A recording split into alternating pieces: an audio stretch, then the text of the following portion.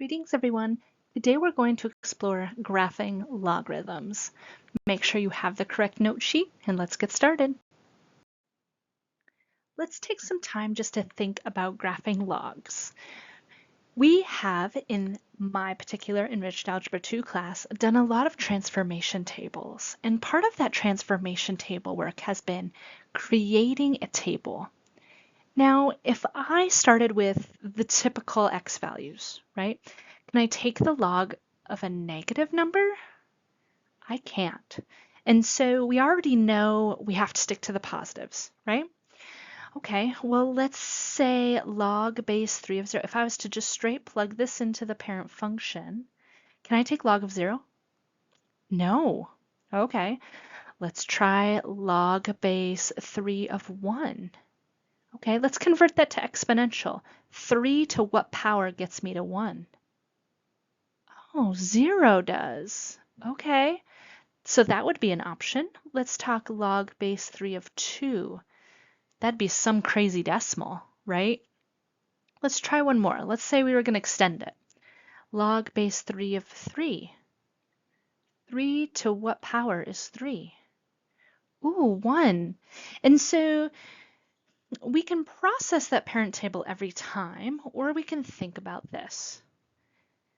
Log base anything of 1 will always be 0, right? If I make these 4s, if I make these 5s, any log base of 1 will always get me 0, because what exponent always gets me 1? What exponent will always get me to 3 if my base is 3? And so we are going to really narrow our focus, and we're actually going to graph using only 2 points. Can't use negatives, can't use 0, don't want to use messy numbers. That's our goal. And so as far as our notes go, let's jot a few things down. Your parent table is only going to contain 2 points, and this is a generic way to think of it. We're going to have 1, 0, because any base to the 0 power gets me 1, and any log base 3 of 3 would get me to 1. So we're going to take the base, 1. So that's a very generic way you could memorize your parent table. So quick little example, if I had log base 5 of x, I'm going to stick to the 1, 0, and then I'm going to use 5, 1. Now what's unique about these is these graphs will have asymptotes, and they will be vertical. They will be vertical. Vertical asymptotes are always written as x equals some number, right? Because that's the equation for a vertical line. And you know what? We're going to stick to transformations in our class. So if there's anything outside of that log, like something out front, something being added or subtracted inside, all of those things, we're going to treat them the same way we always have. Now, just a quick comparison here. When we graphed parabolas, squareds, and then we did the inverse square root, it was like half of a u, right? We didn't include this because we wanted functions. Or if we did cubed roots, those were S curves. And then when we did cubed root, they were sideways S's. And so I just wanted to compare the inverse, because if we think exponentials, you guys graphed exponentials, right? We had the shape of our hand, exponential growth or exponential decay, right?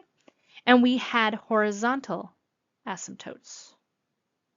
So now if logs are the inverse or the opposite, now we're going to have graphs that maybe curve left or right and have a vertical asymptote. It's like we take that function and turn it on its side. And we've done that before.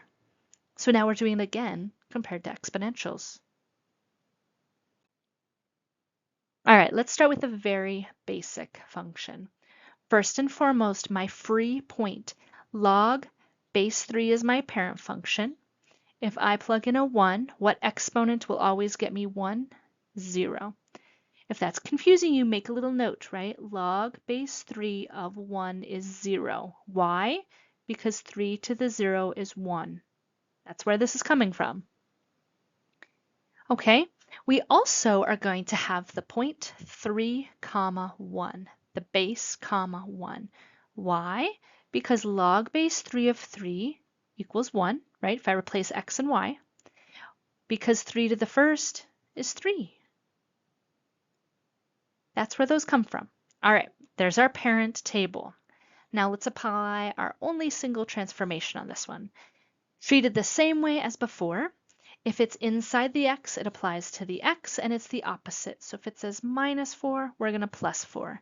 Therefore, my 2-point table is 5, 0, and 7, 1. 5, 0, let's go graph that, and 7, 1. Okay, which way is my curve, right? Isn't that kind of confusing? And so before you graph, I recommend talking about the asymptotes, right? We can't plug in negatives. We can't plug in 0. We have a limit on our x values. Our limit on our x values. Exponentials, our limit was our vertical shift. Logs are the opposite, so our limit is our x values. So x equals 4. Wait, how does that look? 1, 2, 3, 4. That means my vertical asymptote, right? Because I can't take log base 3 of -2. I can't take log base 3 of 0, right? Any of these x values cannot be used. They don't work. So there's my wall of limit. So what this does is it shows me that curve. Just like exponentials, it's the curve of your hand, but turned sideways. All right, let's talk about the domain. We have a very specific domain. We approach 4, never exactly 4, and we go forever to the right. Our range, forever down, and it is forever up, very slowly, but it is forever increasing. Out of both of these, I think, out of all of this work, excuse me, what you need to think about is how are you going to memorize that parent table and remembering the asymptote rules. All right, let's take a look at one that has much more transformations, more of what you're going to see. First and foremost, let's talk about our parent table. Your parent table of a log will always be 1, 0, because log base 2 of 1 is 0. Okay, that's where it comes from.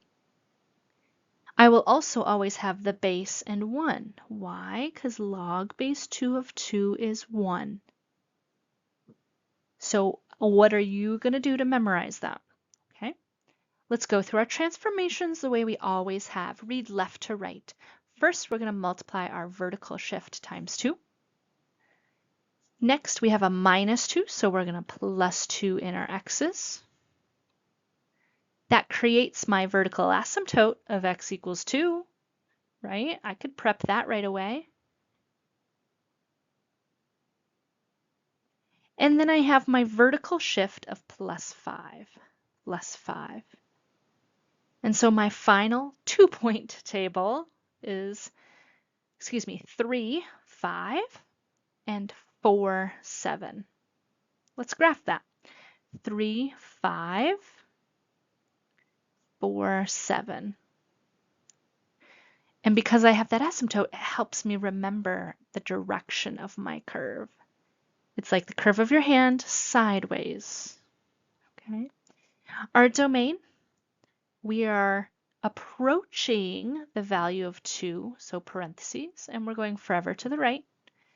And our range, forever down, forever up. A little bit of a pattern here that you could probably rely on as far as the range goes. All right, you do have some options for checking your work, and I wanted to show you my favorite option, which is Desmos, of course.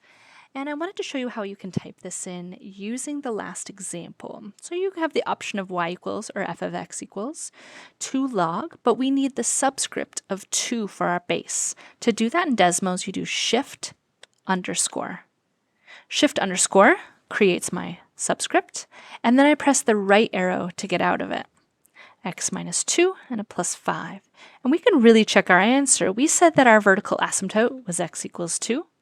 Perfect, that makes sense. We also said we had the points 3, 5. You can type dots in, and 4, 7.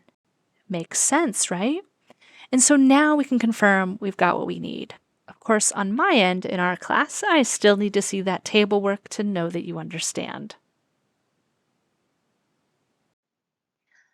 Alrighty, that is the basis of our video. So make sure you always check out Google Classroom to see what the task is at hand.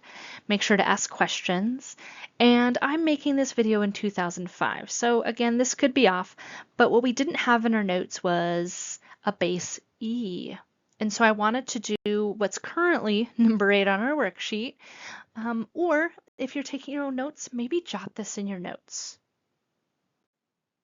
All right, let's take a look at this. It might be number 8 on your homework. If it's a different year, you're in a different class, it could be different. So maybe jot this down. And so the first thing is creating that parent table. The fact that it's a natural log, right? Natural logs have base E, and it's still going to be 1, 0. Why? Because the natural log of 1 is still 0. E to the 0 is still 1. That doesn't change. And before we said base 1, right? What's my base of a natural log? E, and that'll still get me 1. Natural log of E is still 1. Okay, so really this is the only difference is we're going to use E here since we have a natural log. All right. Hey, let's go through our transformations. We have a -1 out front, so times the y value by -1. We have an x value of +2, which means we're going to -2 from both of these. And that also means my vertical asymptote should be at -2. So hopefully that matches what we're getting, right? Because I can't take the log of a 0 or a negative. So let's calculate our 2 dots. That means I've got -1 comma 0. This would be -1. E minus 2 is point something, right? Use your calculator. But I'm going to plot these and make sure they make sense. -1, 0. And point something tiny, -1. Perfect. All right, I see my curve. And now this time it's decreasing, right? That makes sense because we had this -1. A negative flips the graph, so that makes sense. Okay. Our domain is from -2 is the furthest left we exist, and the furthest right is infinite. Range, -infinity to infinity, continues. And so the only thing we changed was this base E, and therefore we're going to have a decimal value that you'll have to use. All right, that takes care of natural logs in this particular area. So until next time, have a good one.